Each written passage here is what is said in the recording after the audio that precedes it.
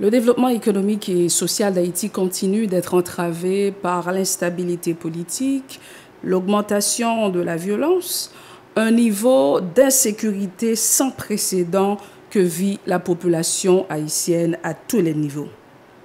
Cette crise multidimensionnelle tient l'actualité au cou. Bonsoir et bienvenue dans l'émission L'Interview. Faut-il clore le débat parce qu'il est lassant d'aborder les mêmes problèmes? Sur ce plateau, on ne croit pas que c'est la bonne décision à prendre. Dans cette optique, nous avons avec nous une personnalité qui ne cesse d'animer le débat sur la situation de notre terroir. Il a répondu positivement à notre invitation. Nous recevons M. Camille Chalmers, économiste et représentant de la plateforme haïtienne de plaidoyer pour un développement alternatif, PABDA. Monsieur Chalmers, merci d'être avec nous virtuellement sur le plateau de l'émission L'Interview. Merci pour l'invitation. Je salue toute l'équipe et je salue tous les téléspectateurs, téléspectatrices qui sont avec nous. Il y a l'historien et homme politique français François Guizot qui eut à dire « Ce n'est pas dans ses effets qu'on attaque un mal, c'est dans sa cause ». Suivant cet ordre d'idées, quelle est la cause ou les causes profondes des crises sociopolitiques qui ne cessent de plonger Haïti dans le désarroi? Bon, les causes sont nombreuses, mais il faut souligner que notre pays a vécu, a souffert de nombreux chocs au cours des 3 dernières décennies. Et la combinaison, l'interaction entre ces chocs a contribué à créer la situation que nous sommes en train de vivre aujourd'hui, à produire ce chaos et cet effondrement national que nous sommes en train de subir. Donc, et le premier choc, en fait, qu'il faut signaler, c'est l'occupation militaire de notre territoire par les États-Unis d'Amérique en 1915, qui a créé un système politique totalement sous tutelle, totalement contrôlé par des acteurs externes et qui n'est pas du tout dirigé par les intérêts nationaux. Donc, nous avons un État qui est complètement soumis aux ordres de l'impérialisme. Et ce système néocolonial qui a été implanté en 1915, aujourd'hui, est arrivé à terme. Le système est en plein pourrissement. Donc, il y a une décomposition de ce système néocolonial qui ne tient plus. Donc, ça, c'est l'un des chocs les plus importants. Le deuxième choc important qu'il faut signaler, c'est l'implantation à partir des années 83-84 du néolibéralisme. Ça veut dire une vision économique dominée par le monétarisme, dominée par la spéculation et une vision sans croissance économique, une vision où on n'investit pas, où les investissements sont extrêmement faibles, et une vision où toutes les richesses économiques sont concentrées aux mains d'une élite très réduite et qui ne fonctionne pas véritablement avec une boussole qui aurait comme orientation fondamentale l'intérêt collectif. Vous voyez? Donc, ça, c'est, je dirais, le deuxième choc qui a détruit une grande partie des capacités productives de notre pays, notamment la production paysanne, et qui a créé une dépendance totale par rapport aux importations, dépendance alimentaire totale, une dépendance économique, financière totale. Vous voyez? Le troisième choc, c'est, disons, les différentes réponses qui ont été données au séisme du 12 janvier 2010. Ce sont des réponses complètement inadéquates où des sommes importantes ont été encaissées, mais qui ont servi à transférer des espaces stratégiques de décision vers des acteurs externes. Donc, on a profité du tremblement de terre et de ses conséquences pour affaiblir encore plus l'État de notre pays et placer aux commandes un ensemble d'acteurs, par exemple des responsables de fondations, des politiciens américains, etc., qui avaient le levier de commande pour prendre toutes les décisions. Donc, on a utilisé en fait le séisme pour abattre les derniers espaces de souveraineté qui existaient dans notre pays. Et il faut aussi souligner comme choc l'occupation militaire de la MINUSTAH de 2004 à 2015, où c'est une occupation qui avait comme objectif de stabiliser le pays, mais en fait, le verdict et le bilan est clair Qu'est-ce qu'on a aujourd'hui. dit? Nous avons une situation beaucoup plus déstabilisée. Nous avons des structures étatiques affaiblies. Nous avons une augmentation de la dépendance par rapport à l'extérieur. Et nous avons une décomposition de l'État qui n'est pas capable d'accomplir les missions que lui confie la Constitution haïtienne. Et je dirais l'un des derniers chocs, c'est la mise en place d'un régime politique à partir de 2010. Nous connaissons évidemment tout ce qui a été fait au niveau des joutes électorales de 2010 pour imposer Michel-Joseph Martelly à la présidence, où on a construit dans notre pays un régime d'extrême droite, à l'image de ce qui se faisait ailleurs en Amérique latine, notamment au Brésil avec Bolsonaro. Et ce régime avait comme entrée dans tout un ensemble de déploiements de politique extérieure américaine pour combattre le cycle progressiste 1998-2015 et créer une nouvelle extrême droite avec un nouveau discours et écarter du jeu les structures politiques traditionnelles, etc. Donc, on a créé un monstre au niveau de notre pays, un monstre qui, dès le départ, se définissait comme des bandits légaux, n'est-ce pas? Ça veut dire qu'il entrait dans un processus de gangstérisation du système politique. Et cette dérive a été appuyée, a été encensée par les impérialistes, par le système des Nations Unies, par le système de l'OEA, même quand il était visible et accepté par tous que nous étions dans le cadre d'une dérive de destruction des institutions du pays. Jovenel Moïse, par exemple, avait pris tout un ensemble de décisions pour détruire les institutions républicaines et remplacer ces institutions républicaines par une constitution fabriquée par 5 experts nommés au Palais national. Donc, c'est une situation totalement inacceptable, mais qui a été appuyée, encensée par les impérialistes et qui est évidemment à la racine des problèmes que nous sommes en train de vivre aujourd'hui. Mais jusqu'à présent, professeur, comme vous venez tout juste de le dire, projet pour changer la Constitution est toujours là. Et nous, bon, je ne sais pas si je peux dire Premier ministre ou président Ariel, il est toujours un projet pour les changer. Oui, nous avons justement un gouvernement.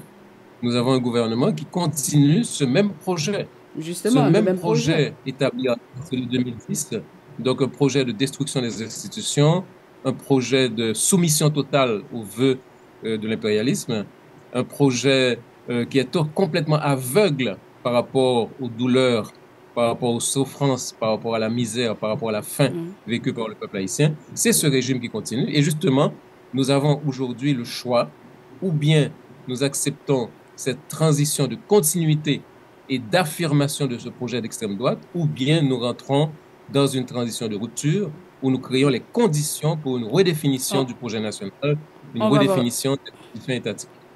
Justement, on va voir les perspectives juste après, mais notamment essayer de faire avec nous une analyse sur la situation de violence dans la jeudi. Donc, il y a comme une banalisation de l'être humain dans la société haïtienne. Donc, qui j'en comprend la situation ça? Et il faut dire, il ne faut pas oublier, on a ajouté ça dans cette note publiée le 6 mars 2023 par le ministère de la Justice et de la Sécurité publique, MJSP, appelant les citoyens à se défendre et insiste sur le fait que la population a le devoir de résistance face à la violence des bandes armées. L'une des caractéristiques de ce régime d'extrême droite installé en Haïti depuis 2010, c'est le mépris face à la population. C'est le mépris face à la vie. C'est le mépris face aux demandes, aux revendications de la population.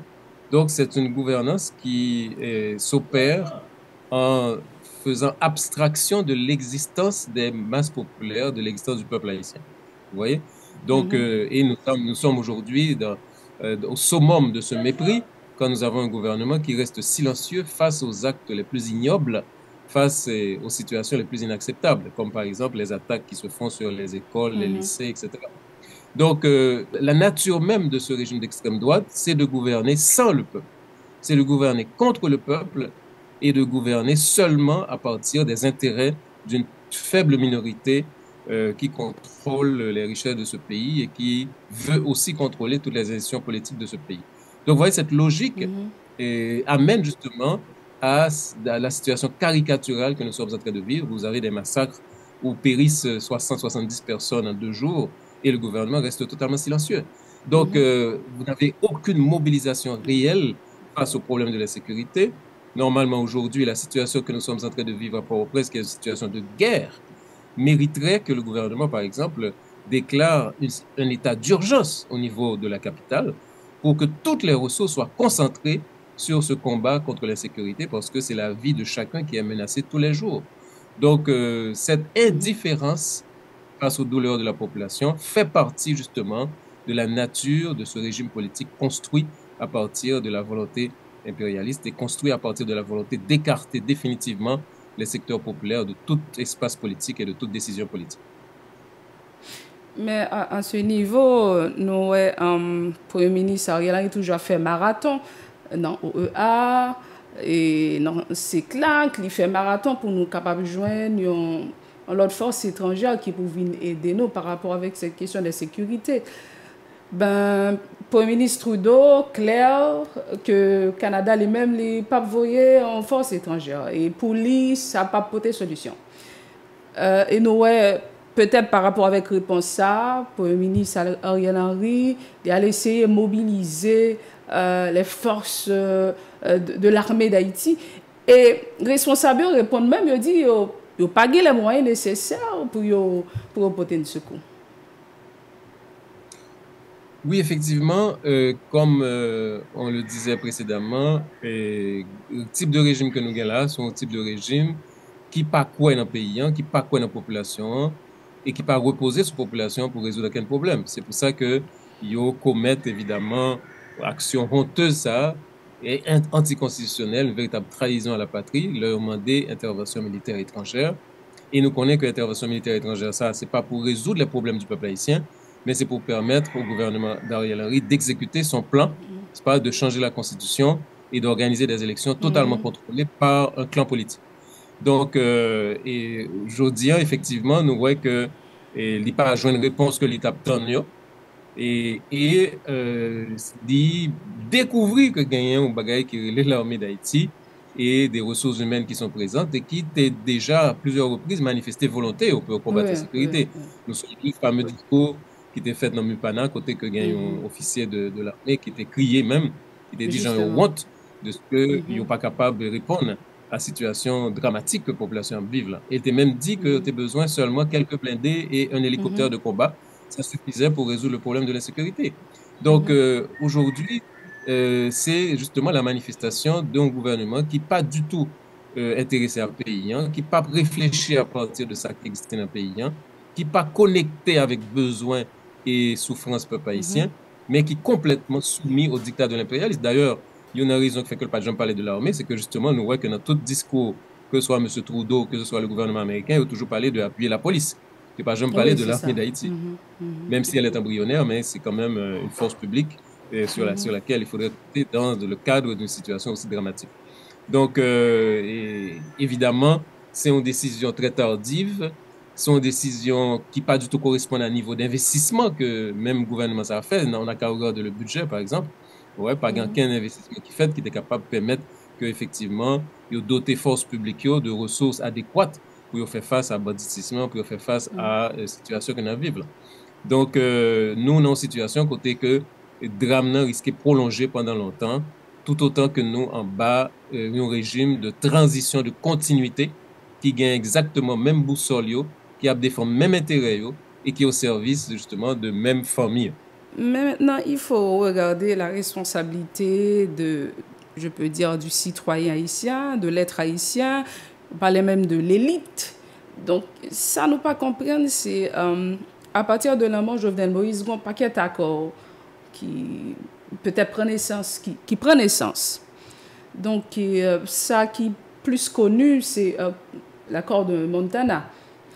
Donc, il y a quelqu'un qui a demandé, est-ce que c'est nous capable de dire acteur ça n'a pas vraiment un projet de société qui fait accord yo pas arrivé à aboutir ou bien est-ce que nous capable de dire par rapport avec gens qui exposé situation les forces de l'extérieur sont plus grandes et peut-être yo aspirer tout accord ça comment comprendre tout ça?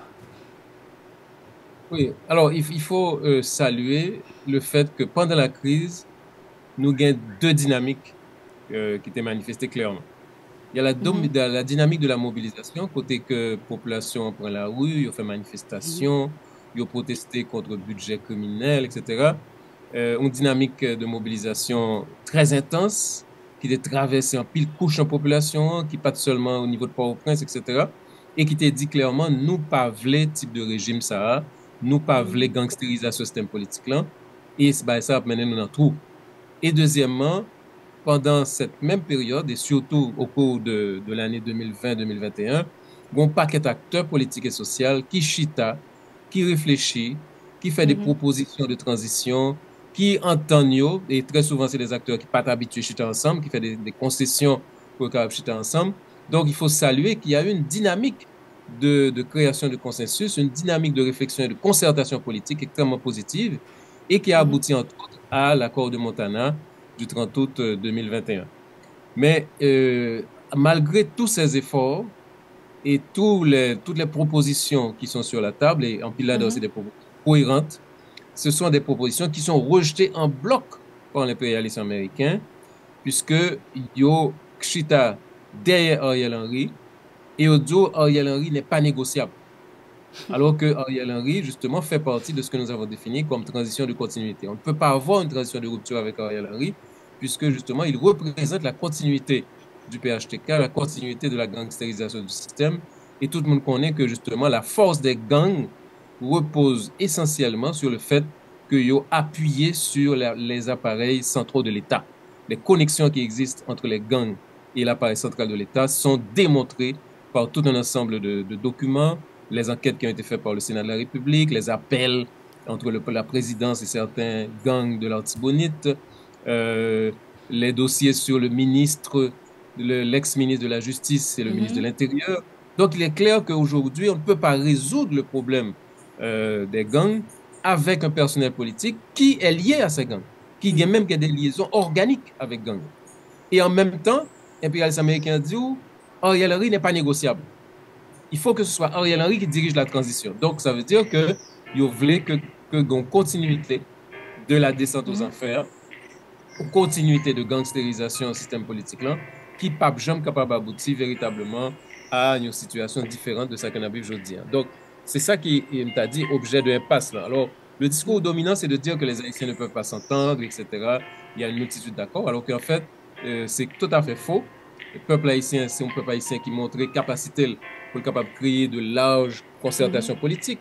Il était fait, par exemple, en 86, il était fait autour de la Constitution de 87, il était fait lors du retour du président Aristide, il était fait pour les élections du 29 novembre. Et chaque fois que il y a un consensus national ça qui est créé, les forces oligarchiques et les forces de l'impérialisme se dressaient pour briser la situation ça, et souvent par la violence. Nous songez ça qui est passé le 29 novembre 87, quand ils ont tiré carrément sur l'électeur. Tu vois? Donc, chaque fois que le peuple vraiment réuni et que les commence à construire un consensus national, et commence à définir un projet qui était capable de permettre de sortir dans le type de l'État que tu mettais en place depuis 1915 là, ce élan est brisé, et souvent par la violence, et une violence combinée qui utilisait à la fois les forces publiques traditionnelles et les forces publiques irrégulières, ça que les zinglendo, gangs, frappes, etc., qui toujours constituait une violence extrême face à la population, et une violence qui traduit dans des massacres, des viols et tout un ensemble de destruction pour capable briser l'élan populaire là, et briser la possibilité que la population définit le projet de société parle. Non, la grande question, c'est comment s'en sortir. C'est tout ça, tout le monde, c'est question ça, tout le monde a posé tête. Yo. Donc, si de l'autre côté, j'en dis, nous gagnons des forces qui, plus ou moins, Kembe Ariel Henry, qui dit c'est avec l'abservi. Donc, si de l'autre côté, nous avons la population, bon, nous sommes capables de dire, mais balancé, même si MGSPT dit, yo a un devoir de résistance. Mais c'est même balancé, nous. Mais par rapport avec Mounissa, yo cap utiliser dialectique des armes. Comment faire? Bon, et il est clair que effectivement, nous sommes dans une situation difficile, une situation dramatique dramatique. Et tout le monde qui vit dans Port-au-Prince, c'est chaque jour que subit une situation de terreur, ça, peur, ça, qu'on rentre, sortir ou pas qu'on soit rentré, et dans qui condition qu'on va rentrer, et même dans la caillou, qu'on Ouais. vit comment, etc. Donc, c'est une situation extrêmement grave. Mais en même temps, il est clair que le peuple haïtien gagne des ressources, il gagne Gévrine, il gagne capacité pour les capables de faire face à la situation. Ça, s'il est véritablement créé une dynamique de rassemblement des forces démocratiques et patriotiques pour être capable de faire face à la situation. Ça n'a pas oublié que le pays a été quadrillé par plus de 45 000 macoutes à la fin du régime des Duvalier, et des macoutes qui étaient bien armés. Donc, dynamique de rassemblement, dynamique de créer une large force démocratique et populaire pour nous capables justement camper plan l'amour ça, nous capables camper effondrement national là, parce que c'est le ça, c'est jeudi, c'est l'heure pour le faire. Et nous pensons que nous qu'a fait et nous capables de réunir les conditions pour nous neutraliser les forces de la mort, pour nous neutraliser les plans de destruction nationale, parce que jeudi, on est clair que soit on analyser action gagnante, c'est pas seulement une question de chercher l'argent, c'est pas seulement une question de faire cob, mais leur attaquer lycée des jeunes filles, leur descendre Oui. drapeau lycée des jeunes filles, leur attaquer village de Noailles, leur alphémer l'hôpital des Chapelles. C'est vraiment un projet de destruction nationale. Donc, nous pas capables de quitter que a crasé le pays, nous pas capables de quitter que a crasé toute possibilité pour nous vivre dans le pays. Faut que nous capables de prendre destin en main et nous camper plan dans mon ça. Pour même professeur, il faut gagner plus ou moins une redynamisation dans le sens par rapport avec le consensus où tu dit nous étions jeunes avant, parce que si nous ne pas aller à même côté, nous ne pas jamais d'accord camper, gourmet ensemble. Donc c'est ça, chaque monde dans petit coin pas yo, les médecins peut-être si yo attaqué yo font petit comme tu as dit ça manifestation de côté pas yo, les étudiants de leur côté. Donc, nos powers ont une sorte d'unification pour lutter ensemble par rapport avec l'approche ou faire.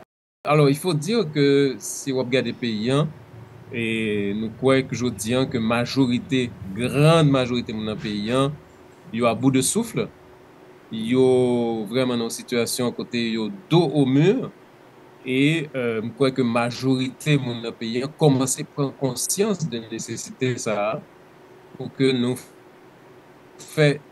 fait émergence de grands rassemblements patriotiques et démocratiques, ça, pour être capable de camper plan la mort que les Américains et que les forces internationales ont financé et appuyé en Haïti. Donc, et en fait, c'est vrai que gagner une tendance à la dispersion, mais nous croyons que tout le monde a conscience de la nécessité pour qu'au moins nous casser, c'est-à-dire, nœud fondamental qui bloque la situation et qui c'est justement, je dis, un exécutif qui, au lieu que le service de la nation, qui est au service de quelques familles, au service de Washington et au service des bandits. Donc, il est clair que le point névralgique, c'est couper les liens organiques entre les gangs et l'appareil central de l'État. Et ça n'est pas capable de faire sans que ne pas faire un changement extrêmement profond au mécanisme de direction paysan qui échappé totalement à monopole politique que certaines forces ont exercé sur lui depuis 2010 et nous voyons le résultat que au bail dans gens qui ont contrôlé le pays. Donc, je dis, on croit que nous pas le choix.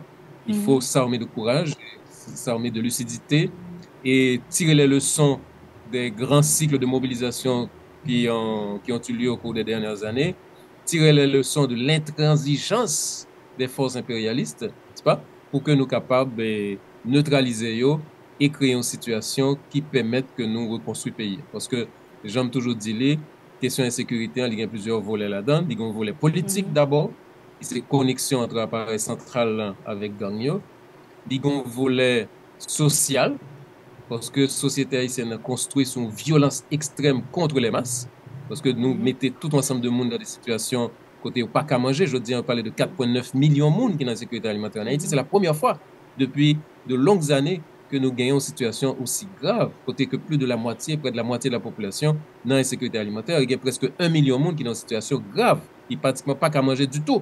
Donc, une violence de système là, qui est exercée contre un paquet de monde.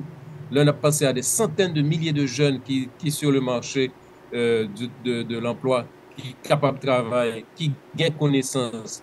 Parfois, ils font des études et puis ils ont chômage. Hein? Ou gagnent une situation côté où gagnent des centaines de monde, voire des millions de monde qui vivent dans des situations côté pas de l'eau potable, pas de courant, pas de service éducatif, pas de service de ramassage de déchets, côté que traités pratiquement comme des animaux. Donc c'est violence ça fait que de bestialité. Des masses de jeunes qui ça, ou des masses de jeunes qui sont disponibles pour le banditisme. Ouais? Donc il faut que nous cassions cette situation ça. Et ça c'est un bagage qui est possible justement avec l'autre vision économique, ou l'autre gestion de l'État, ou l'autre gestion du budget de l'État. Nous avons regardé hier, par exemple, des statistiques qui montraient qu'au cours des 5 dernières années, on a réduit systématiquement les dépenses de l'État vers l'éducation. En même temps, on fait grand propagande sous question $50, pas de nouveaux fonds pour l'éducation. Et puis, c'est pour la première fois que l'État ici, pendant 5 ans, il réduit la quantité de corps qui dépensait pour l'éducation dans le pays. Donc, type de violence est inacceptable et même génératrice de banditisme, et génératrice de tout ensemble d'aventures, côté que tout ensemble de monde a cherché toute qualité de voix pour être capable de répondre à la situation dramatique qu'ils vivent chaque jour. Donc la réponse est d'abord politique et puis sociale, en modifiant les conditions de vie de la population, en modifiant les rapports et les liens sociaux. Nous ne sommes pas capables de gagner une élite qui a gaspillé, par exemple, pendant l'année 2019-2020, c'est pour la première fois en Haïti qu'on a importé autant de voitures de luxe. Et puis en même temps, on gagne 4 millions de monde qui ont mouru en gros. Donc il faut que justement, l'autre dynamique sociale ou l'autre dynamique sociétale d'intégration et qui permettent que justement, nous avons l'autre gestion du territoire. Par exemple, tout le problème de la bidonvillisation de la capitale, tout le problème de la gestion et de l'aménagement du territoire au niveau de la capitale et des grandes villes, c'est un problème central que lié. Et je dis, nous pas du tout répondre à cela parce que justement, nous gagnons une direction politique et une direction économique qui est totalement indifférent et aveugle aux besoins quotidiens de la population. Et évidemment, en troisième lieu, il faut créer des forces publiques qui sont des forces publiques qui sont connectées avec un véritable projet national. Parce que malheureusement, ce qu'on a aujourd'hui des forces publiques, c'est des forces publiques qui ont été formatées très souvent au cours de, par exemple, avec la MINUSTAH, où justement, ils ont créé une logique de dépendance coloniale. Et très souvent, ils ont créé des forces avec des incapacités génétiques qui fait qu'ils n'ont pas qu'à répondre à une série de situations. Donc, il faut changer cette logique. Et il faut que les policiers, les soldats soient formés dans l'esprit de Dessalines, dans l'esprit de la dignité nationale, dans l'esprit de la défense de la patrie.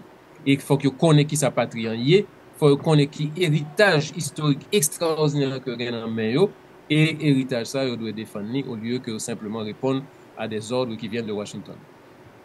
D'accord, merci vraiment, professeur Chalmers. Jean nous dit, les situations sont, disons, la situation d'Haïti pour le moment est vraiment difficile. On a besoin de pile courage, j'en dis, pour nous camper, pour nous faire projet de société, ça, nous avons besoin de passer. Bon, on a continué à parler, même si c'est toujours sous le même problème, en ayant l'espoir que lumière a jailli. Oui, nous dit population, parce que les jeunes, pas découragés. Il faut continuer à croire dans le pays. Nous avons un pays exceptionnel, nous avons un pays qui a un potentiel extraordinaire dans toute qualité de domaine. Et il faut que nous mettions en condition pour nous camper divorce qui est entre l'État et la nation et que nous créions des politiques économiques, des politiques publiques, des politiques sectorielles qui permettent que nous rentrions dans un cycle de prospérité et que nous sommes capables de répondre à besoins de la population. Donc, il faut continuer à croire dans le pays, il faut continuer à travailler pour le pays. Il ne faut nous pas croire qu'il y a aucune réponse qui a venir de plan Biden ou de migration, etc. C'est nous-mêmes qui pourrons résoudre le problème. Il faut nous mobiliser autour de cela. En tout cas, professeur, je ne vais pas toucher à ça parce que ça peut être une polémique. Bon, mais quand même, les gens qui veulent arrêter, ont volonté, c'est très bien. Mais ceux et celles qui veulent partir également, bon, on ne peut pas les forcer à faire autrement. Mais quand même, nous connaissons des gens qui ont droit à sacrifier, j'en dis, pour ce projet pour nous capables de gagner l'autre société haïtienne. Bon, voilà, c'est vraiment la fin de cette émission. Nos remerciements s'adressent à notre staff technique, composé de Gracia McGoffey, notre réalisateur, Stanley Pierre, Jovenel Destiné, Dieu Jean Johansson. Merci, monsieur. Nous travaillons en pile pour l'émission, ça arrive possible. Et merci à vous de prendre le temps de regarder nos émissions, de commenter, de partager. Ça donne vraiment du sens à notre travail. On vous invite à rester sur la télévision Pacifique pour la suite du programme.